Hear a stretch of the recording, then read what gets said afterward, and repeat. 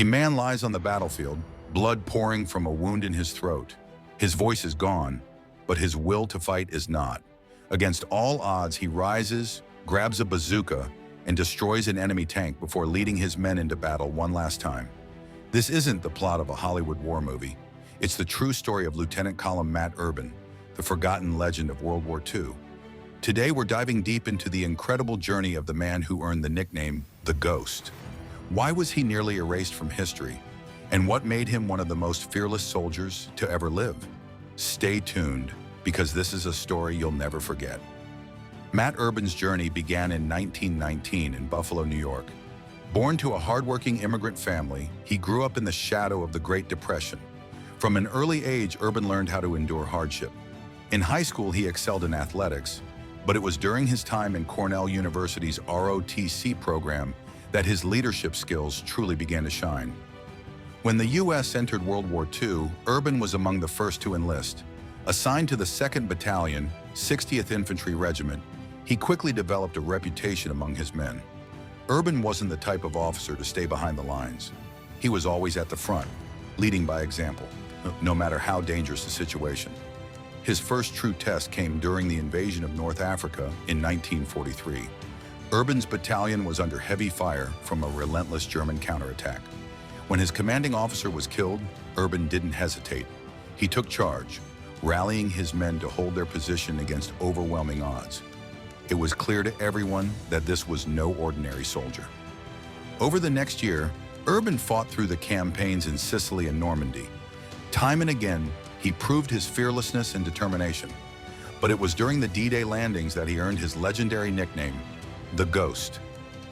During the Normandy invasion in 1944, Urban's unit was pinned down by German forces. Urban was shot in the leg while leading his men in a counterattack.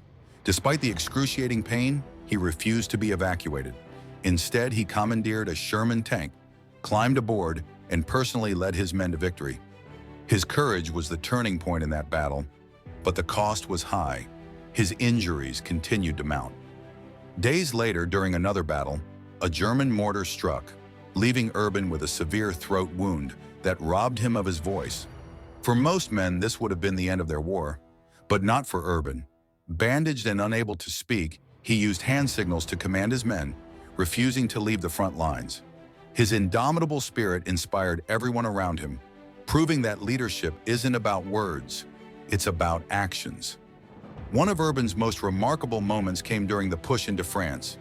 His unit was surrounded by German tanks and heavily outgunned. Urban, still recovering from multiple wounds, grabbed a bazooka and destroyed the lead tank, breaking the enemy's assault and saving his men. It was an act of pure heroism that would later earn him the Medal of Honor. But Matt Urban wasn't fighting for medals. When asked later in life, he simply said, "I fought for my country and my men." Despite his extraordinary bravery, Urban's story was almost forgotten. For decades, his Medal of Honor was delayed, lost in bureaucratic red tape.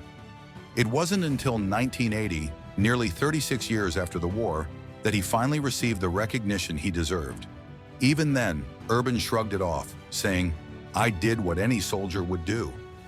By the time of his passing in 1995, Matt Urban had earned 7 Purple Hearts, making him one of the most decorated soldiers in U.S. history. Yet he never sought the spotlight.